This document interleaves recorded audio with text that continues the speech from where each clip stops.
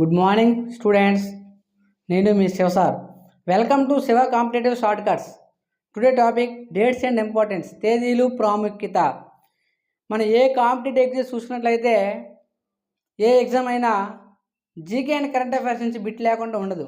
అందులో భాగంగా తేదీలు ప్రాముఖ్యత అనేది చాలా ఇంపార్టెంట్. క్లియర్? అయితే మన ఛానల్లో ఆర్ఆర్బి బ్యాచ్ వేయడం జరుగుతుంది. దీనిలో భాగంగా మా ఛానల్ ఫాలో అవ్వండి. అంటే మీకు ఇంకా కంటిన్యూస్ కావాలంటే మా ఛానల్ సబ్స్క్రైబ్ చేసుకోండి, మీ ఫ్రెండ్స్కి కూడా చెప్పండి. తేదీలు ప్రాముఖ్యత క్లాస్ చూసుకున్నట్లయితే జనవరి మంత్. క్లియర్?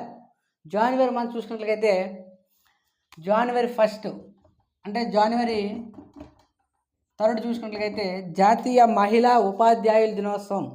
జాతీయ మహిళా ఉపాధ్యాయుల దినోత్సవం ఎవరి జయంతిని పురస్కరించుకొని నిర్వహించుకోవడం జరుగుతుందంటే భారతదేశంలో మొట్టమొదటి మహిళా ఉపాధ్యాయురాలైన సావిత్రిబాయి పూలే జయంతి సందర్భంగా నిర్వహించుకోవడం జరుగుతుంది. క్లియర్? జనవరి 3 అయితే ప్రాథమిక విధుల దినోత్సవం. ప్రాథమిక విధుల దినోత్సవం ఇది భారత రాజ్యాంగంలో ఎప్పుడు చేర్చడం జరిగిందంటే 42వ రాజ్యాంగ సవరణ ద్వారా 1976లో చేర్చడం జరిగింది. దీనిలో భాగంగా మనకి గ్రూప్ 2లో ఫిబ్రవరి 23న జరిగిన గ్రూప్ 2 ఎగ్జామ్లో ఈ ప్రాథమిక విధుల గురించి 3 బిట్లు రావడం జరిగింది. క్లియర్? 3 బిట్లు రావడం జరిగింది. అంటే ప్రాథమిక విధులు ఏ కమిటీ సిఫార్సు మేరకు ఏర్పాటు చేశారంటే డాక్టర్ స్వర్ణ సింగ్ కమిటీ సిఫార్సు మేరకు ఏర్పాటు చేయడం జరిగింది.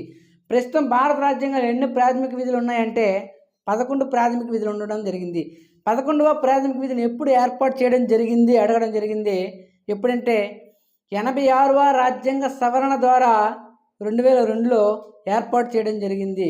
అయితే స్వర్ణ సింగ్ కమిటీ ఎన్ని సిఫార్సులు చేసింది, ఎన్ని ప్రాథమిక విధులు ఏర్పాటు చేయాలని సూచించిందంటే 8 ప్రాథమిక విధులను ఏర్పాటు చేయాలని సూచించడం జరిగింది. క్లియర్? అయితే ఎన్ని ఏర్పాటు చేశారంటే ప్రారంభంలో 10 ప్రాథమిక విధులు ఏర్పాటు చేశారు. ప్రస్తుతం ఎన్ని ఉన్నాయంటే 11 ప్రాథమిక విధులు ఉన్నాయి. క్లియర్? రైట్. నెక్స్ట్ జనవరి 9 చూసుకున్నట్లయితే ప్రవాస భారతీ దివాస్.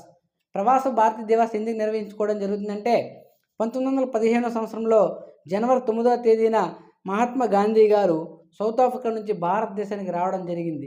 దీన్ని పురస్కరించుకొని మనం 2003వ సంవత్సరం నుంచి అప్పటి ప్రధానమంత్రి అటల్ బిహారీ వాజ్పేయి గారు మనకి అంటే ప్రవాస భారతీ దివాస్ అనేది నిర్వహించాలని చేయడం జరిగింది. క్లియర్? Okay, thank you.